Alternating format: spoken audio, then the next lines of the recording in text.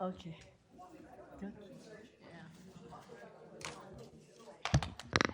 Okay. Hello, everyone. Let's start. So my name is Marwa Sharafuddin. I'm a scholar activist from Egypt. I also work with Musawa, and I'm in the Harvard Law School's program for. I'm a visiting fellow in the program for law and society in the Muslim world. So I'd like to welcome all of you here today, and please, if you haven't done so yet, help yourself to lunch while we speak. I'd like to, besides welcoming you all to this event that is organized by the Program for Law and Society in the Muslim World, to thank also our co-sponsors who are with us here today, the International Human Rights Clinic, the Human Rights Program, HLS Advocates for Human Rights, Musawa, and Equality Now. Thank you to everyone joining us here today in Harvard from the Harvard Law community, but also those who are tuning in on Facebook from around the world. A warm welcome to everyone. This event is, as you know, live streamed and recorded, and we will be posting the recording on the social media platforms of the Program for Law and Society, Musawa, and the co-sponsors. So before I introduce our distinguished speakers, some logistical points first. We'll start by a discussion with the panel, where I'll be asking them some questions for 45 minutes, and then the remainder of the time, it will be open for all of you to discuss and pose questions and comments, and to keep it interactive and dynamic. We are excited to welcome with us today 3 special Muslim women's rights advocates who have worked relentlessly, really, to defend the rights of women in their own contexts and globally. With us today is, to my right, Zaina Anwar, leading Malaysian feminist and women's rights activist. She co-founded 2 groundbreaking women's groups that engage with Islam from a rights perspective to promote equality and justice for women living in Muslim contexts. The first one is the very famous Sisters in Islam, Malaysian organization, and the second one is the global Musawa movement for equality and justice in the Muslim world. Zaina has received many international awards in recognition of her brave and important work worldwide. Also with us today is Hishama Hameen, the campaign manager for the global campaign for equality in family law at Equality Now, where she works globally to advocate for family law reform. She also co-founded the Muslim Personal Law Reform Action Group in her home country, Sri Lanka, to advocate for reform of the discriminatory Muslim Marriage and Divorce Act and family court system. Last but not least, some of you might already know Fargana Ansari, a Pakistani lawyer working in the field of international human rights law, gender equality, and Muslim family law reform. She completed her LLM right here in HLS, and she completed it in January 2022 on a Fulbright scholarship. She now works as an international advocacy program officer at Musawa. A warm welcome to you all, and we are honored to have you here with us today in Cambridge. Before I start posing my first question to the panel, I want to acknowledge the struggles of our sisters and brothers in Iran today and express our full solidarity as they struggle to reclaim their human rights, dignity, and basic freedoms. There's no better time than now to have the discussion we're having here today. It's about our collective efforts to end all forms of state violence, repression, and gender discrimination in both East and West, North and South. In tandem with what's happening in Iran today, this panel showcases our various attempts to democratize the discourse on Muslim women and contexts, showing how this work is developed and led by Muslim women for their Muslim communities. We were mindful to engage with local activists for our discussion today, as they are the best people to talk about their context and work. We want to move away from white saviorism and Western-centric frameworks towards a framework that is premised on the genuine equality of all. A framework where we can creatively weave different discourses together, such as Islam and human rights, maybe, to better reflect the richness of our shared and common humanity. So, let us start with Zaina. Zaina, you are a globally well-known Muslim feminist human rights activist and a renowned Malaysian journalist. Your work on gender equality and justice in Muslim context has really been groundbreaking, conducted as it is in very challenging circumstances on really difficult issues. What brought you here to this point? Why did you start doing this kind of work, Zaina? I guess the obvious answer for me is rage. It's outrage. Outrage at the injustice done, and foremost at the injustice done in the name of God, in the name of Islam. Because I grew up with religion, I grew up with faith. I grew up with an utter belief that God is just, that Islam is a just religion, and to be confronted with discrimination as an adult. I'm much older than all of you. The Iranian women demonstrating today grew up with that unjust, Islam, but not my period. My period, no identity politics, no political Islam. So I grew up with this utter faith in a just God and a just Islam. And to be confronted as an adult with so much the patriarchy, the discriminatory laws when we really demanded for change and everything was justified, but this is God's law, is divine law that cannot be questioned, that cannot be challenged. And I just couldn't accept that. And of course, I could have turned my back on Islam, like many feminists do, because, of the belief, and many others, not just Muslim feminists, other feminists, like the belief that religion is inherently unjust and patriarchal. But I couldn't do that because I grew up with religion, and because of an utter belief that God is just. And so I decided then to open up the Quran and to understand the religion again, from a different perspective, to really find out, does the religion say what these men in authority are saying? That women are inferior to men, that a man has a right to beat his wife, a man has a right to form wives, a man can divorce his wife at will, all these things that were pummeling us. The reality of our lived Islam, was in conflict to a faith that says something else, So it was then that my friends and we decided to open up the Quran, to read the Quran for ourselves, once again, with all these feminist questions, to search for answers, to search for solutions to the contemporary problems that we face. And it was there, that we realized that there are other understandings of Islam. There are messages in the Quran that talk about justice, about equality, about compassion, about men and women being each other's friend, each other's protector, each other's garment. How come these messages that exist in the Quran did not inform the laws that govern us in our daily lives? Who decided, who has the authority to decide that this interpretation that is discriminatory will be the source of law, will be the source of public practice? And that was really when we decided that this is not about Islam.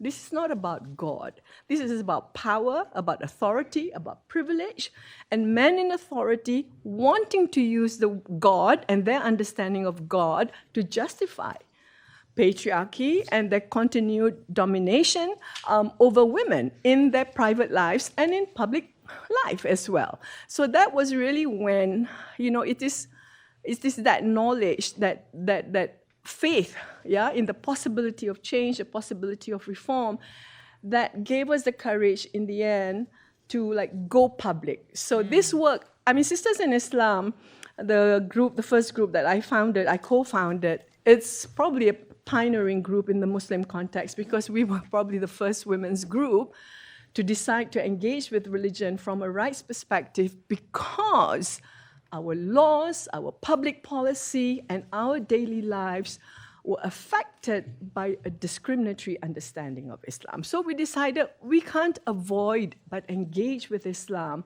and bring this new knowledge and this alternative discourse of rights, of justice, of possibility of equality in Islam to the public space. Because we can't bring change hiding behind four walls and whispering to the right people in authority. We needed to mobilize support, and we needed to change that public discourse, for the change that we want to bring to be sustainable and effective. So really, that's how we began.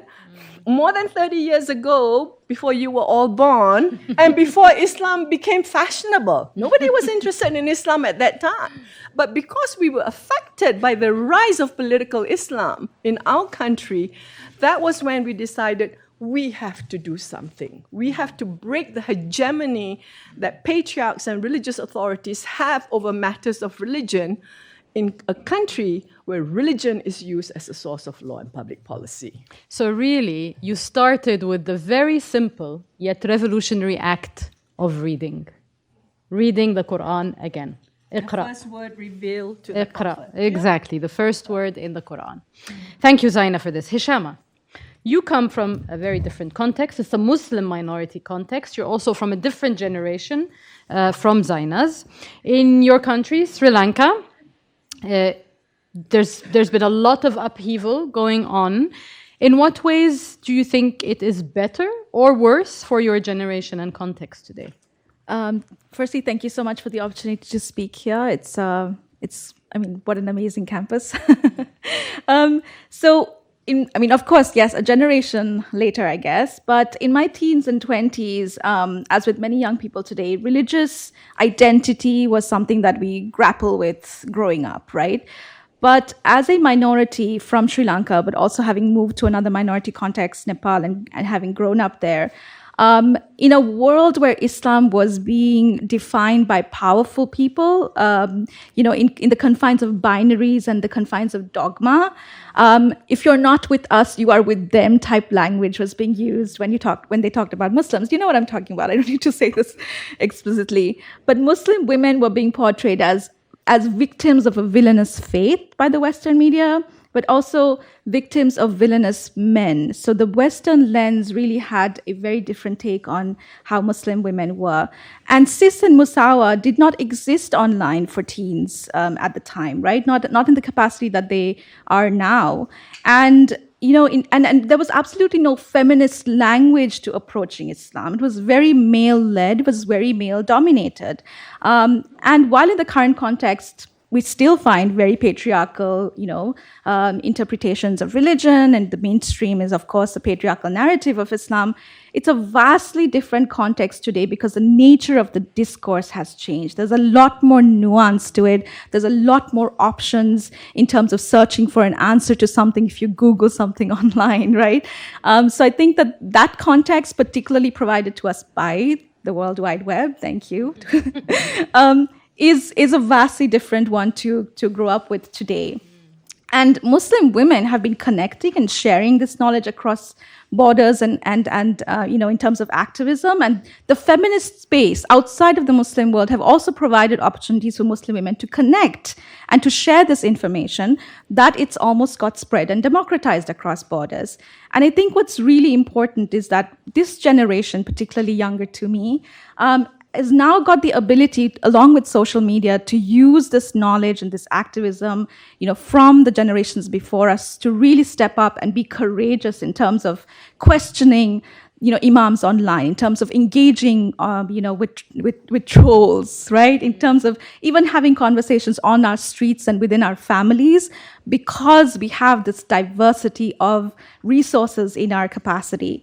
Of course, there are challenges. And I want to put it very succinctly in the words of a leading human rights activist, Dia Khan, in describing this. She said, women, whenever we're defining ourselves or, whenever we're coming forward as ourselves and writing our own stories, we have religious leaders, self-appointed community leaders who condemn us and who define us and want to contain us, into whatever fits them, on one hand. On the other hand, we have racists and Islamophobes who want us, Muslim women, to remain in the posture of victims. But as you can see, Muslim women are here. They have been speaking out for decades, and they continue to be speaking out within their own communities, finding answers and solutions from within their faith, demanding change, as you'll hear in the questions going forward, and saying that human rights does not stop at the door, at the front door, just because we are a Muslim household. It will enter the door, we will embody it, and we will live it as part of our faith. And I think that's what's so beautiful about this shifting generational discourse. So you really don't need to choose like generations before between having a faith and being treated as an equal citizen, really. Thank you, Hishama. For Ghana, now turning to you, as an HLS graduate here, what caused you to start engaging with these issues when you were here in Harvard? And really afterwards, how did your training in Harvard Law School help you carry this forward in your professional life? Thank you so much. First of all, really, really happy to be here. I agree, Hish, it's a wonderful campus. I love it. But yeah, so about engaging with these issues, I think it started way before HLS. HLS did do a lot of things, did contribute to a lot of things, but it started when I was very young. As you've already talked about, both of you, we live these realities in our homes, in our countries. I am from Pakistan. I've grown up there. When I was barely maybe 12 or 13, I started seeing these gender roles that I was slowly being pushed into. And I did not want to be pushed into those roles, and that's when I started realizing that this is wrong. But my reactions to those with time were also very different. So when I was really young, I used to say I hate being a girl. And then grew up a little, understood a little bit about the patriarchy, and that's when I understood it's the patriarchy that I dislike. It's not being a girl that I hate. And then, slowly I start going to law school, and that's where I was introduced to, in Pakistan, I was introduced to the legal side of things, the legal side of Muslim family law specifically, and how that impacts a lot of women in Pakistan, a majority of women in Pakistan, because a lot of them haven't even joined the workforce. So discrimination at the workplace or in the economy, that's not what matters to them as much as Muslim family law matters to them, to every home, to every household, and the inequalities in that. So I started witnessing that, and then that's where I started realizing that there is a problem in the law, there's a problem in society, and how we use religion to justify all of these inequalities in divorce provisions, in marriage provisions, in guardian requirements, all of that. And then, when I joined HLS, I was fairly sort of sure that I wanted to work somewhere within the gender area, but this specifically being introduced to Muslim family law in an organization like Musawa was through Harvard, because there was an event when I was doing my virtual semester back from Pakistan. There was an event that Musawa did back in 2020. You were speaking there. I think you were there as well. And then I attended that, and that's where I got introduced to this entire concept and the idea of reforming from within Islam. And I really, really liked it. But even outside of that, I got involved with the Harvard Advocates for Human Rights. The clinic I didn't really get involved in, but it's also a great opportunity to sort of involve yourself in Musawa's work, because they've done collaborations with Musawa as well. So these opportunities like these at Harvard were really something that I valued. My work at Harvard Advocates was something that really helped with me understanding the treaty body mechanisms, and now the work that I do with Musawa as an international advocacy officer is very similar. So engaging with the CEDAW committee, getting favorable concluding observations out of them, all of that sort of work I really understood through my work here. And then my courses, of course, comparative constitutional law really, lets you understand how affirmative action, for instance, works in different countries and all of that. So, it's been a journey, but Harvard really, really, really pushed me into the right direction in where I wanted to work, because it's not something that just, you want to work for out of public interest generally, but something that impacts you on a daily basis. I'm back to Pakistan. I'm living my reality there. So as I'm working and submitting thematic reports for different countries, I'm also living that same reality in my home or, outside in society. So that is something that I continue to work for, and I will want to work for, and just really, really happy to be here as well, to be doing that. So actually, your time in Harvard was good to nurture the interests that were already there for you. Okay, so you guys seem to be in the right place then. Okay, so in many Muslim contexts, and Zaina has already spoken a bit about that, religion is still a very important force. It's not just in our constitutions informing our laws, you know. It's also in society. People still find religion an important source of nurturance, yeah, spiritual nurturance, strength, communal gathering. So it's still very important, and we can't just throw it out of the window and say, no, it's patriarchal, we can't deal with it. No, we have to. But in the process of engaging with religion, we discovered, we already knew that it's a very dangerous business, actually. And why is that? Because it usually involves the disruption of dominant power structure. Religion is a very, very powerful weapon in most of our contexts. And it deals with power, the power of men over women, the power of the state and its religious authorities over citizens, but also the power over the division of wealth and goods. And so in this very contentious context, pushing for a religious discourse that is egalitarian, that is respectful of human rights, can actually get you a bit in trouble. And trying to forge that discourse from within isn't easy business. And so I want to ask you, Zaina, can you tell us how you found that Islamic law holds within it the possibilities of gender equality and justice in such a difficult context? Well, it's really been a long journey. And really, you cannot do this work without knowledge. Knowledge is so important. Scholarship is so important. Getting the support of Salma and her team at the the International Human Rights Clinic. You know, we've been so lucky. I've been so lucky. You know, when we started this work in the late 80s, there was like really not much scholarship on the issue of Islam and women's rights, Islam and human rights. You know, there was like maybe 1 or 2 books and that's it. And that was not good enough for us. But we were so lucky that, you know, it was post-Iranian Revolution, the world was changing, so there were scholars, a few scholars who already had begun to engage. And so because they heard about Sisters in Islam, because you know we were in the public sphere writing letters to the editor, making statements, so they actually got in touch with us, and we started working with them. And that knowledge of the possibility of equality, of justice, of reform is so critical. I don't know whether Harvard Law School teaches Islamic law or Islamic legal theory now, you know, because I mean, for me too, it was a discovery. The sophistication of Islamic legal theory that developed in the 12th, 13th century, the sophistication of legal concepts like maslaha, public interest in the 12th century, what public? But it existed in the legal tradition. Ikhtilaf, differences of opinion, choosing the best opinion among a variety of opinions. These were revolutionary. And for me as a Muslim, I'm very proud of that legal tradition, to know that these legal concepts and tools that allow for reform to take place in changing times and circumstances, it exists in our tradition, but they got shunted aside. You know, those in religious authority did not popularize these concepts to justify why reform can take place. In fact, instead, they use, you know, in their patriarchal interpretations to justify why reform cannot take place.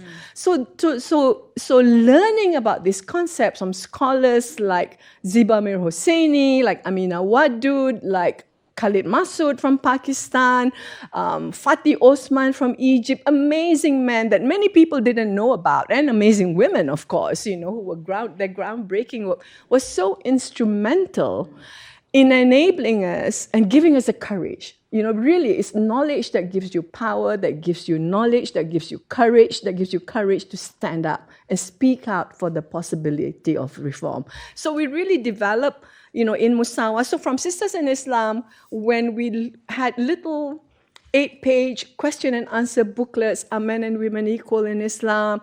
Does Islam allow a man to beat his wife? Is polygamy a right in Islam? From those beginning Q&A booklets to offer an alternative discourse in the public space, we developed into Musawa, we launched Musawa, where we really engage with the scholarship and to really popularize these legal tools and concepts, you know, to highlight how you can use them to push for reform. And it's not just the legal tools and concepts in the Islamic legal tradition, in the fact that this is, our states are modern nation states that exist within the international system. You signed the CEDAW Convention. You signed various UN conventions. How do you reconcile the call for equality, for justice, for human rights with your understanding of Islam? So with Musawa, we developed the framework for action, where our call for reform is not just located within Islamic legal tradition, within Islamic principles, but grounded holistically with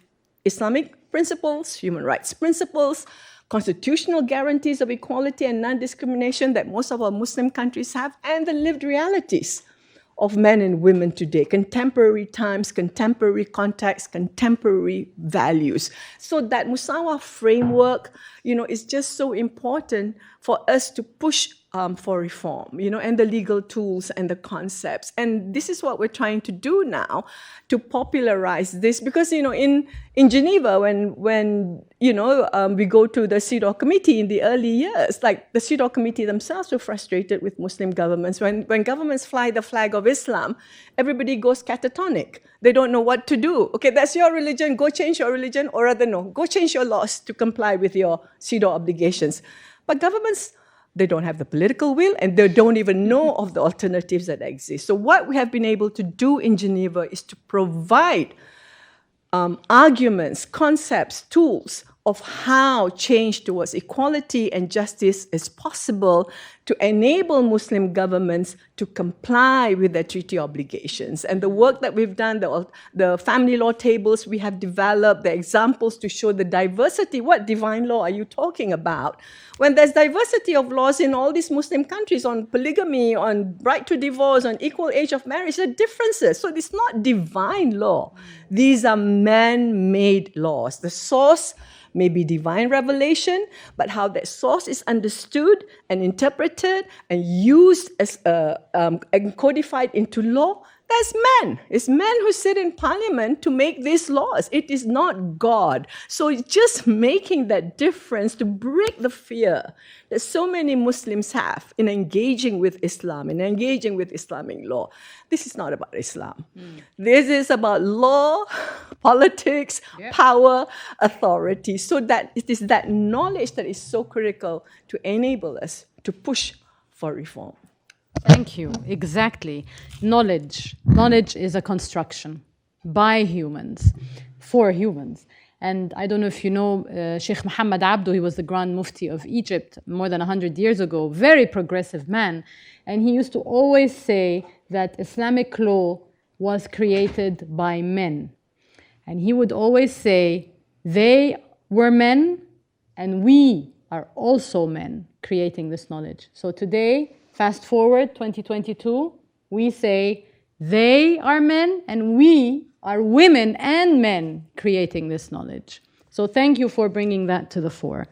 Hishama, can you give us an example, or several examples in fact, how this kind of knowledge is now being taken up on the ground by Muslim women in their activism to make changes in the ground? Sure. So we've been hearing stories about how Muslim women came into this activism through active inquiry on why the discrimination.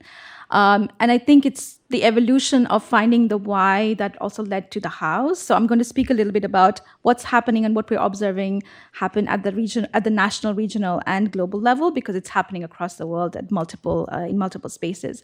So some examples about this.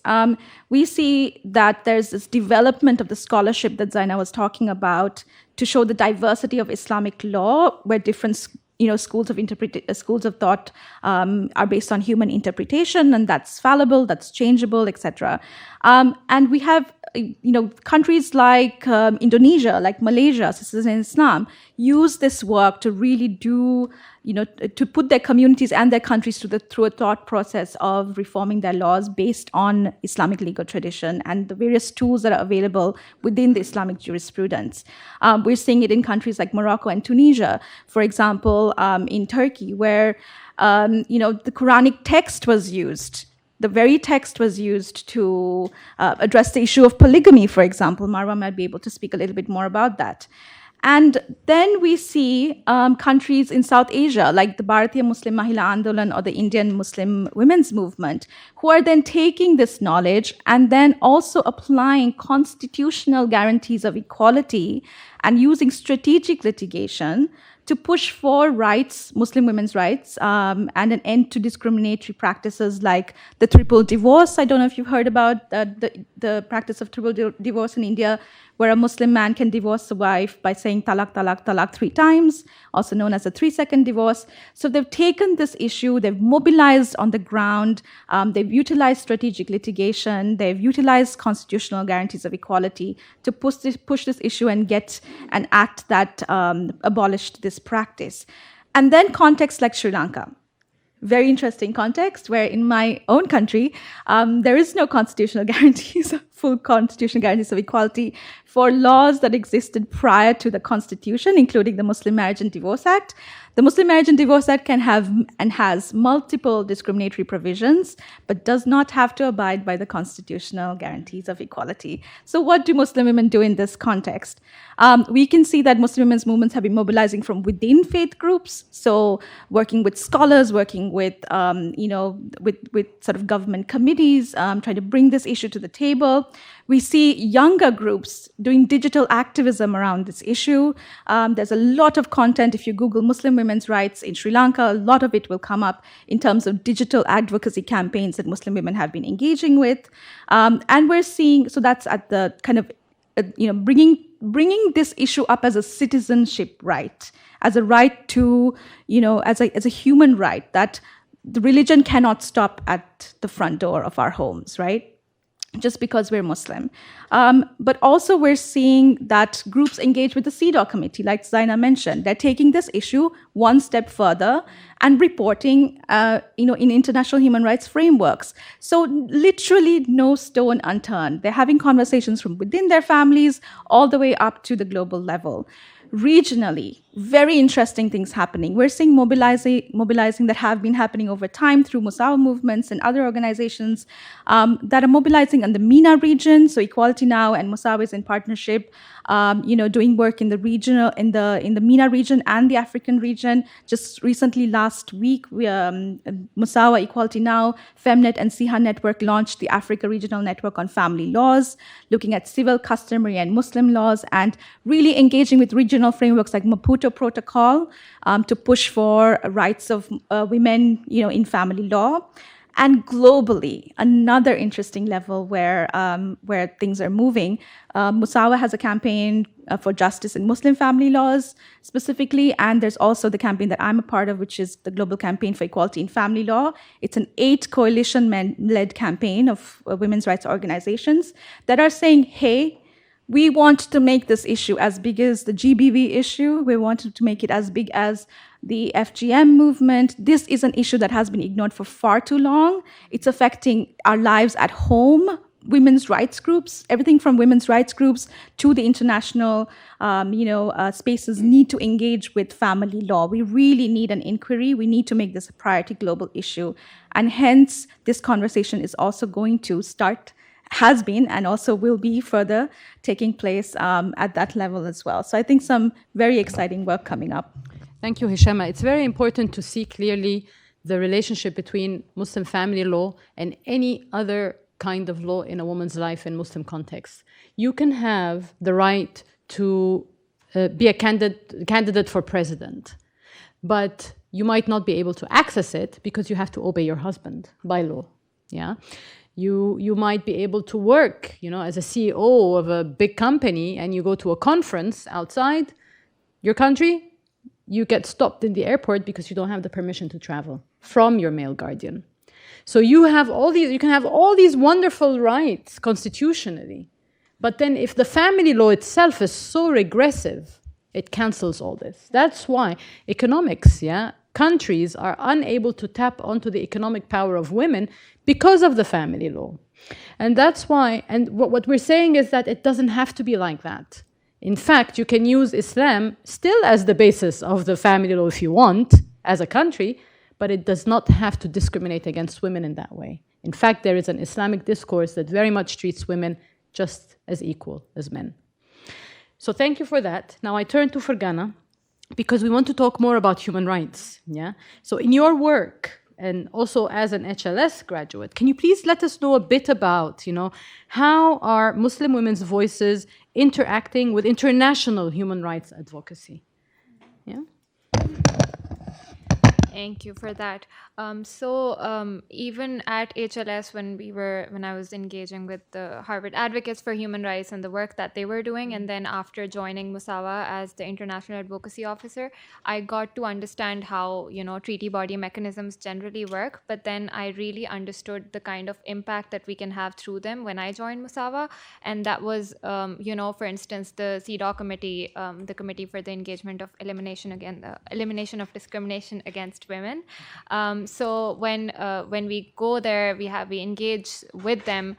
We try to get this national advocacy groups to speak and say out what their issues are, and we try to support them in them raising the issues of concern that they want to. So for instance, if it's if it's Pakistan, if it's something relating to child marriage, and child marriage is something that is a big issue in the country, then it is going to be something that we raise. And the way that we work is we try to support those national advocacy groups rather than speaking for them. So we're collaborating with them constantly, and then trying to get them to submit these thematic reports, shadow reports, to those treaty body mechanisms like CEDAW, so that those local activists who otherwise wouldn't have that kind of an access to government representatives, to officials, to ask them these questions and ask for reform, they can do that through that international advocacy path. So the way that we do it is, when we are going to Geneva, we're giving out public statements either on behalf of the local advocates. If there is a security concern there, then we tend to do that as well. Otherwise, we get them to speak if they're able to and if they want to. And then what's really heartening to see is the CEDAW committee often raises the exact same questions that these local activists want to ask from those government representatives, and they ask those questions word to word to those representatives, instead of those local activists just not having that kind of access ever. So that is something that is really powerful in trying to engage internationally. And the way that we do that, especially like she's already mentioned, we don't want government representatives to ever say, oh, this is Sharia law, this is where we stop, we can't do any reform beyond that. The way that we build that argument is, here's 3 more countries, which are Muslim countries. They have already done this. They've already enacted this law. They've used these kinds of arguments, for instance, to enact these laws. You can do the same. Why not? So that is, we don't want the CEDAW committee to just, be like, oh, we can't engage further because this is a religious matter. We don't want them to stop there. So that is the kind of work that we're doing. And it's almost, it's honestly really, really good, nice to see. For instance, for the UAE in the previous session, when we gave out statements, there was not even a single local activist present there. And we were able to give out statements, for the UAE to raise these issues. And that is something that I found was really powerful as well. So, submitting these reports, public statements, private meetings, all of those we do. And then other than that, with the International Human Rights Clinic that I was talking about, we've done a collaboration on Muslim family law tables. So for each country that is a Muslim country or has Muslim family laws in minority context, we've done Muslim family law tables in which we've, see what the current state of the law is and what's missing and what's not. So that is something that is also the knowledge that we use to bring to treaty body mechanisms like that. We're also engaging with UN special rapporteurs and special procedures mandates. And, whenever they have country visits or they're publishing their thematic reports and they're in conversation with government representatives, they also do calls for inputs. And that's when we also provide them the kind of information that they need on the state of that country and the family laws there. So this is the sort of work that we're doing, and we're sort of trying to use the international human rights framework to try to bring that change. I think it's going really well. We're also trying to expand on that work, trying to include SDGs into our, treaty body reporting. So let's see where that goes. But overall, I think it's generally really powerful that you're able to empower those local advocates to be able to speak before the CEDAW committee and then before the government representatives generally. Thank you, Fergana. So these are going to be my last two questions, and then we'll open it up. And since we're focusing also on human rights, whenever Islamic law and human rights come into one sentence, we know where that conversation is usually headed. Yeah, it's not usually a constructive conversation for some reason, and that's mainly because a lot of people seem to think with binaries. So it's either that human rights, secularism, respect of humanity, one side, Islamic law, regression, gender discrimination on another. And it depends if you're on the other side, it becomes human rights, Western imperialism, loose morals on one side, and on the other, it's Islamic law, high ethical moral standards, and being a patriot, basically, and loyal to your culture. So these binaries make it very, very difficult to have a constructive conversation between Islam and human rights sometimes. Now, Zaina, how have you navigated these binaries in your work on women's rights and family law reforms in Muslim contexts? Well, it's really interesting how things have changed. When I began in the 1980s and early 1990s to talk about the critical importance of engaging with religion and challenging religious authorities and challenging governments that use religion to justify discrimination, I face opposition both from the Islamists and the patriarchs and the conservatives and the feminists, Muslim feminists, the grand dames of the feminist movement in the Muslim world, who really felt that, Islam has no role to play in public life. But I said, but your laws are based on Islam. How can you say Islam has no role to play in public life when you're governed by Islamic law and Islamic practices and Islamic policy? And that, Islam is inherently, well, not just Islam, all religions, inherently unjust and patriarchal. Forget about religion. Let's just focus on human rights principles. But for us, certainly in Malaysia, in the Southeast Asian region, we had the space to engage with religion. And we recognized very early on, the critical importance of engaging with religion and really breaking the hegemony of, what patriarchs have over religion. And so, and we really felt that, in a country where religion is used as a source of law and public policy, I don't see how you can just ignore religion, because ignoring religion means giving them, the patriarchs, the conservatives, this hegemony over our lives. And so that was why we felt it was so important to reconcile religion and human rights, to find ways to do it. And I had shared with you that. And really, if the women's movement had started this in the 1990s, maybe things might turn out differently. But when I presented this at the regional level to do it, it's like, oh, forget it, I was a young person. Those were grand dames. I couldn't, I didn't have the power to, change their minds. But really now, today, is very different. So for me, one of the most, innovating comment to have is from young people, especially young Muslims based in the US, in the West, who said, thank God for sisters in Islam. Thank God for Musawa. Now I don't have to choose being a feminist and a Muslim. I can remain a Muslim and be a feminist. So for me, that is so critical. So the work and the scholarship has evolved so much, and the context too, because religion has not gone away. It's still, it's very much there, not just in the Muslim world, in the US as well, So we need to engage, we need to create our own authority, our own voice, and claim responsibility about how it is used, as a source of law and public policy. So, the twain can meet, and really the battleground is not Islamic feminism versus secular feminism, Islam versus human rights. Really, the battleground is between, despotism, authoritarianism, patriarchy on the one hand, and justice, equality, democracy on the other. Wherever the source is, that is the battle that we need to fight, So, and I feel like in Muslim context, we really have no choice. We have to reconcile that, because religion is not going away.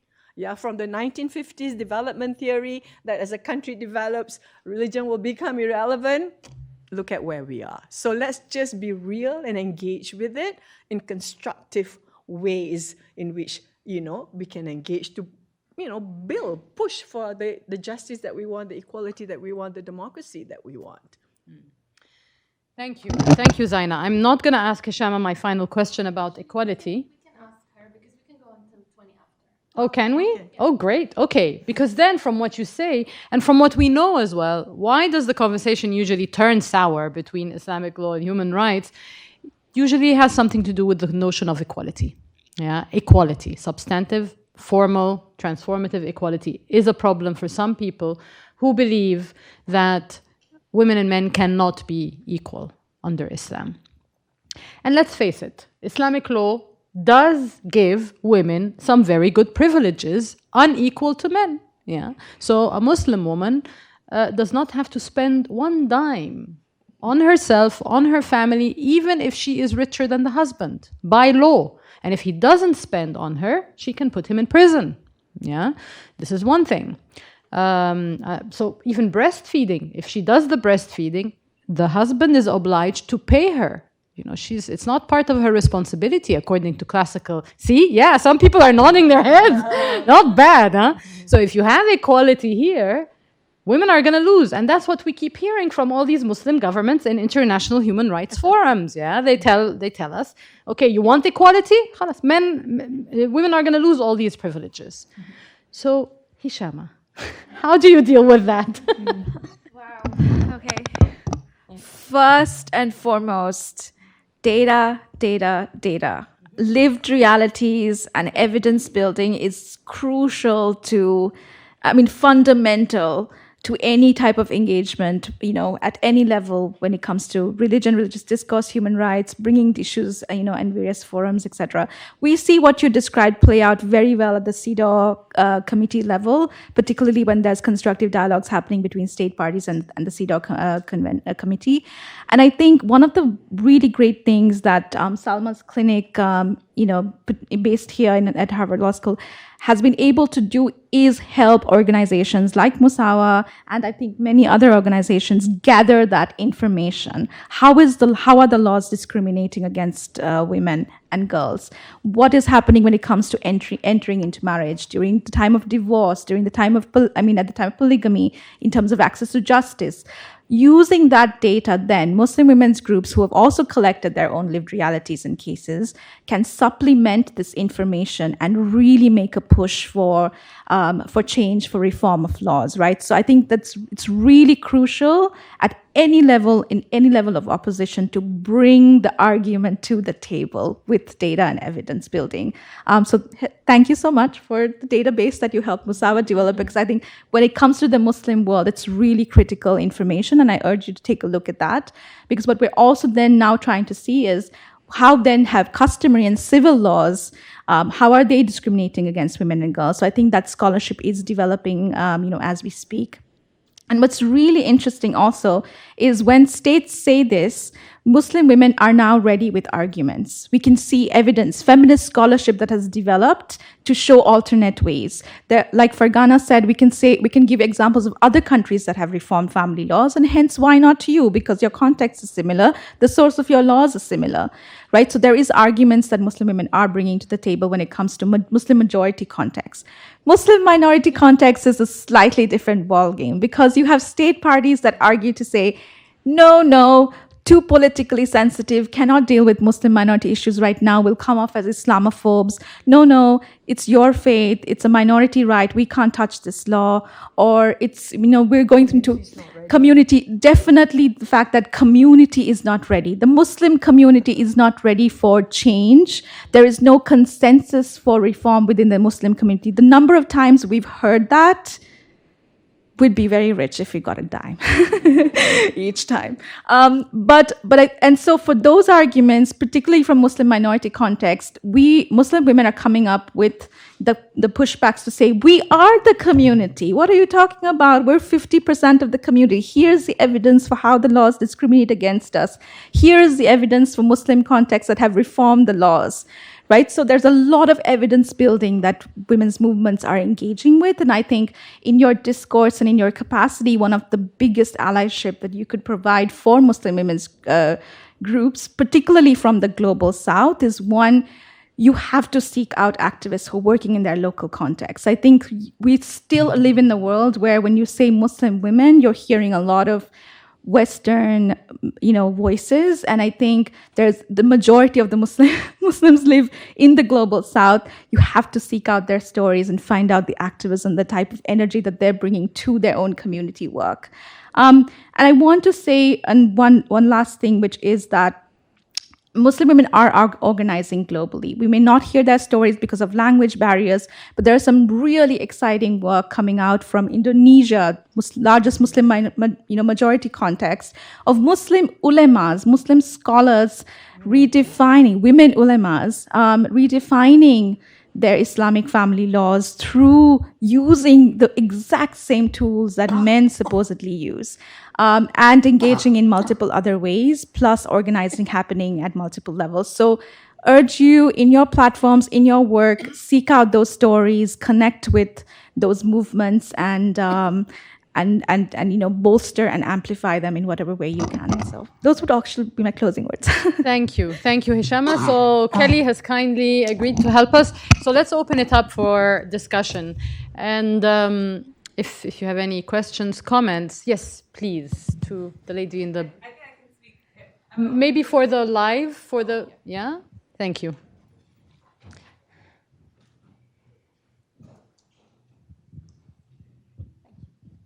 Hi, my name is Arushi and I'm an LLM student over here, and I'm from India. My question is specifically to Hashama, who just mentioned about becoming allies specifically for Muslim women in a minority context. And this is something that I'm grappling with to just understand and to have a viewpoint. I don't know if anybody has been following, but recently in India, the right to wear a hijab has become very contested. Because there's a state of Karnataka in the south that imposed a seemingly secular order that women in educational institutions cannot wear hijab or any other religious coverings. Actually, I don't even think it said women in educational institutions, it just banned religious coverings. But the disproportionate effect of that is on women. And primarily the opposition to that has been from Muslim women, and you would think liberal Muslim lawyers.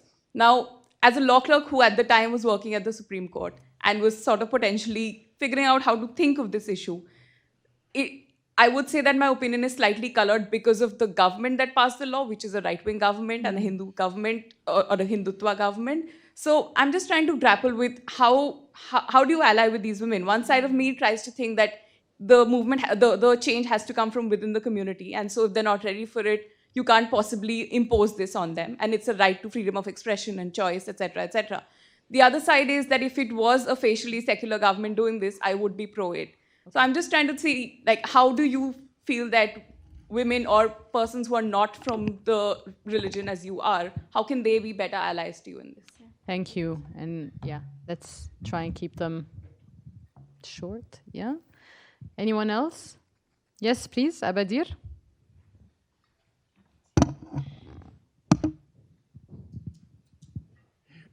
Thank you.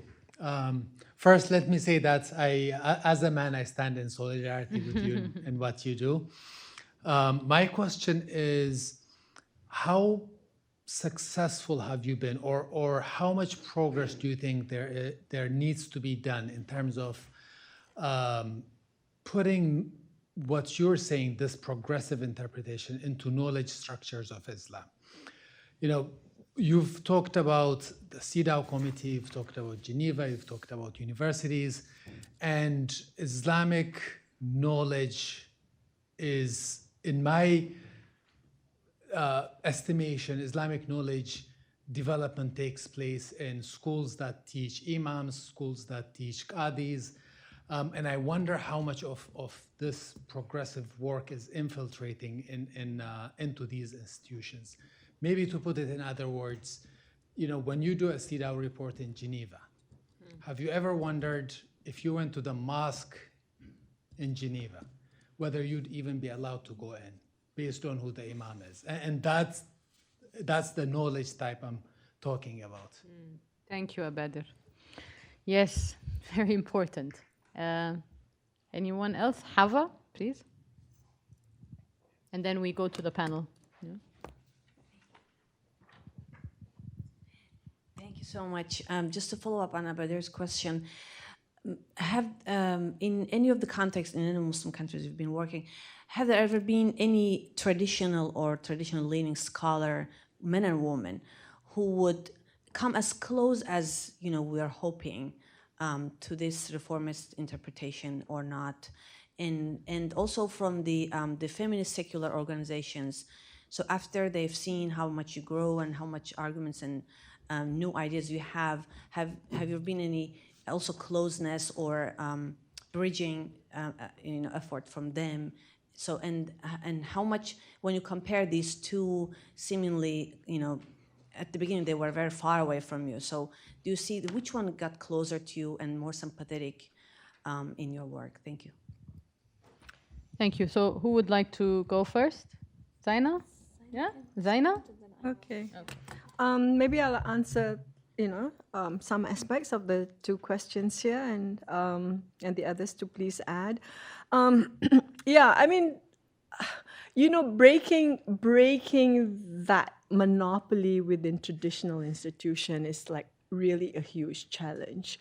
And for Musawa over the next 5 years, it's really about multiplying our voice, amplifying our work, accelerating the impact on the ground. So we don't work at national levels. We work with advocates, national level advocates, empower them, give them the training with the knowledge that we have, to build that capacity to influence national level change, national level work. And certainly, like Hishama mentioned, Indonesia is just amazing what's happening over there. The Women Ulama conference that happened this year is coming on. If any of you are interested to see grassroots women ulama, it's just amazing what, they come out with fatwas to, on domestic violence, on child marriage, and using the Musawa framework, arguing. It was so amazing to see them on stage, the Quran, someone holding the Quran, Sido, like Sido on stage by these 500 women ulama, the national constitution, and the lived realities of women. It is amazing.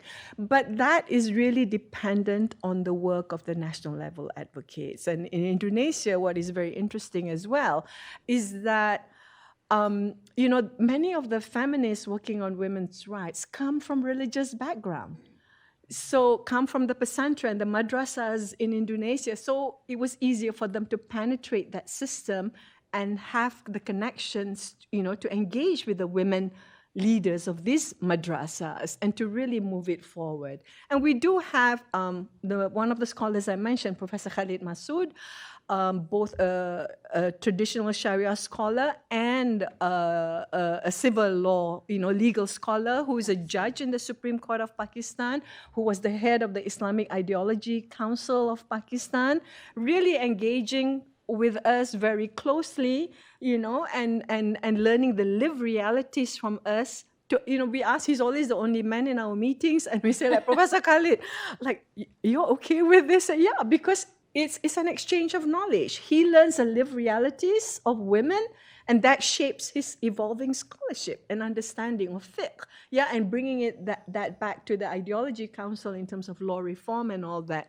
So it's really up to national level advocates, and what Musawa does as a global organization is to provide support to them, to enable them, to use the knowledge, the feminist rights-based knowledge of Islam that we are building, to push at the national level.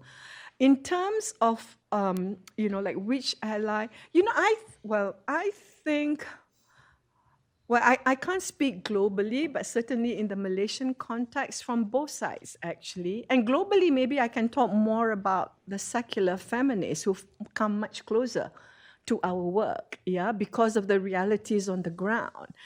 You know, in the early days, there was just so much opposition, but now, especially from young women, and the training that Musawa does, the Islam and I engage Islam and gender equality and justice that we do for women's rights and human rights activists, is really a personally transformative moment for these Muslim activists, because many of them have left, like, forget about Islam.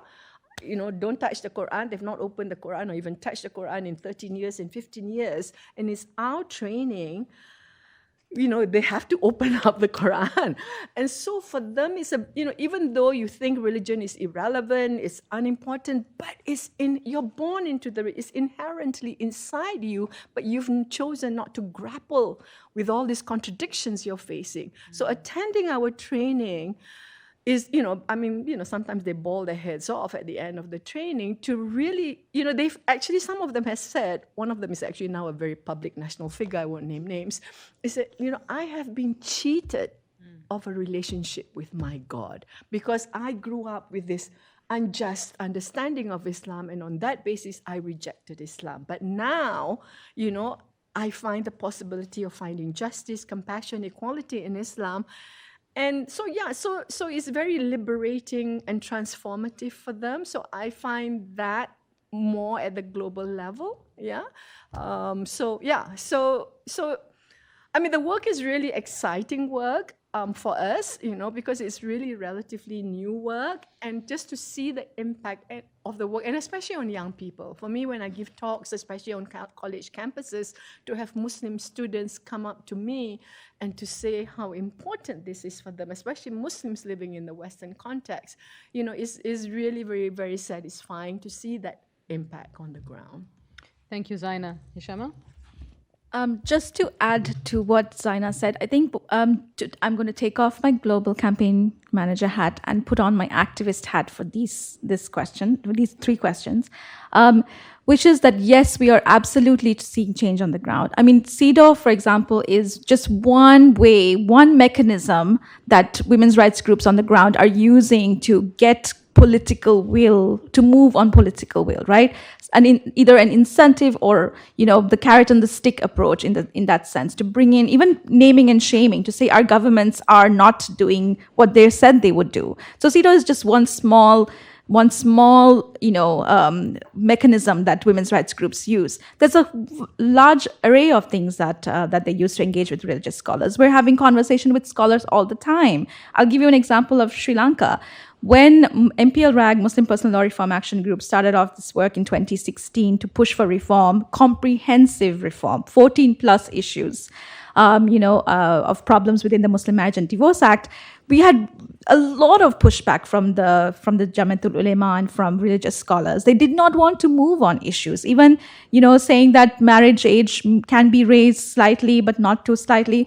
But now we're at the stage where there's almost a bill in Parliament with them having agreed to 18 without exception. How did that happen in the span of 6 years? Because of public discourse, because women's groups created public pressure and made it a national issue. But also what's really interesting is, as a result of the societal dialogue that's happening, you have registrars. I mean, my sister got married last year. The registrar basically said, this MMDA, this Muslim Marriage and Divorce Act chatter is going on, and all these couples want to now sign their marriage certificates, and all the women want to sign. So this societal chatter is also creating conversations among the religious institutions and registrars and qadis and so on. So that's a really interesting shift that's happening, where the reform might be delayed, but the societal shift is happening towards that. And that's something that we're seeing. And I want to respond to your question. I think when there's an issue of binaries, such as the hijab debate in India, you immediately have to look at the third, fourth, fifth, sixth opinion on it. And I'm going to take my cue from Zakia Soman, who also heads the Bharati Muslim Mahila Andolan, along with Nurjahan Safia Niaz, to say that, look, as Muslim women, we understand that the hijab, that Muslim girls have been forced into hijab, some of them, right? We understand that there are communities and families in which Muslim girls have been forced to wear the hijab. We also understand now that there's this context where they're being forced to remove the hijab. Both are wrong.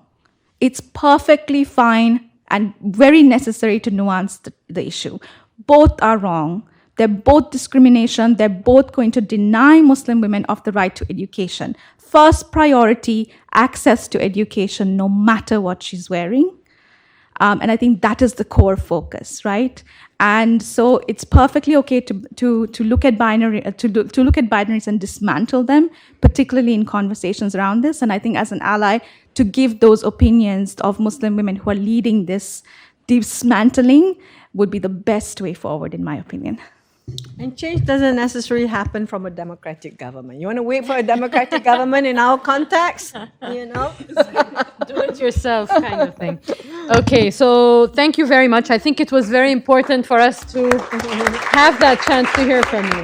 Thank you. Yes, I already asked Fergana if she wants to respond, and she said, no, you have done a great job. Thank you, everyone, for coming. Thank you. Please stay in touch. And these are the websites you might want to check, and also the people you might want to talk with before you leave. Thank you very much.